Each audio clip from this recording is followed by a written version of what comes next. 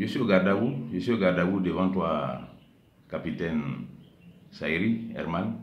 Je suis au garde à vous devant la responsable Bailly Véro. Je suis au garde à vous devant Bailly Yves, au garde à vous devant Bailly Michel. Je suis au garde à vous devant le président de la jeunesse. Je suis au garde à vous devant la responsable de l'évangélisation. Je suis au garde à vous devant vous tous. Je suis votre petit. Je suis votre petit. Je travaille pour vous. Dans notre armée, là, les plus gradés, c'est eux qui sont les serviteurs des autres. C'est comme ça, donc. Je suis votre petit. Hein? Je vous salue, mes patrons. Je vous salue matin, là. Que le Seigneur vous bénisse. Alléluia. Bon, aujourd'hui, on va parler un peu de prière, puis ce jeudi, là, c'est jeûne et prière. Hein? Jeudi, là, c'est jeûne et prière. Il faut que tout le monde soit dedans. Jeûne et prière. Jeûne et prière. Les sujets de prière vont venir.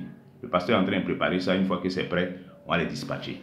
C'est jeûne et prière. Alors, ce matin, mon message, c'est que chacun soit mobilisé pour participer à ce programme. C'est notre programme de prière les jeudis, là. Donc, dans chaque maison,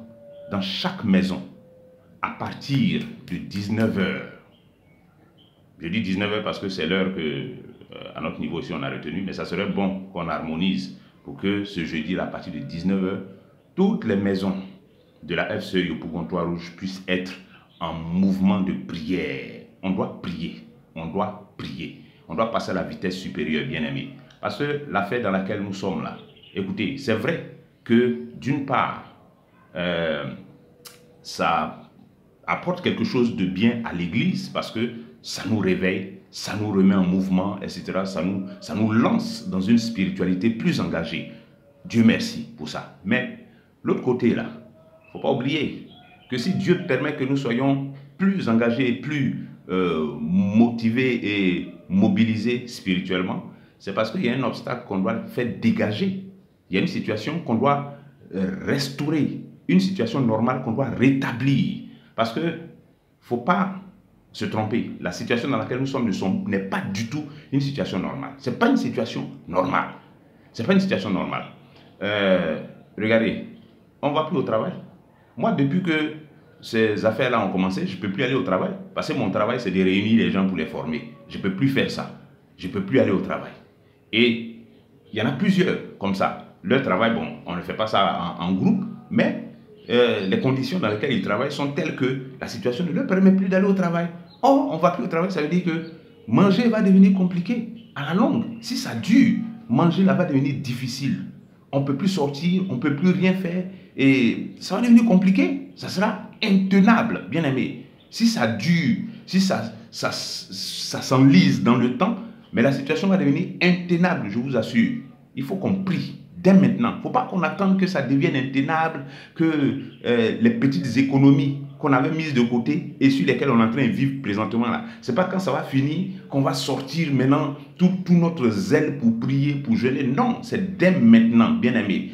Dès maintenant, il faut que notre rouleau compresseur spirituel soit déployé pour que ce manteau de mort qui s'est répandu sur la terre là, on puisse le déchirer et le remplacer par le souffle de vie, la vie, parce que celui que nous invoquons est la vie, il est la vie.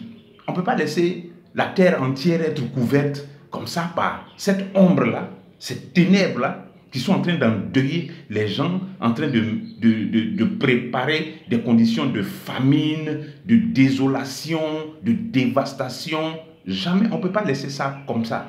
Les hommes, dans leurs pronostics, sont en train de prévoir ou de prédire des choses. Mais on va gâter ça. On va gâter ça dans la prière. On va se déchaîner dans la prière, dans le jeûne de la prière.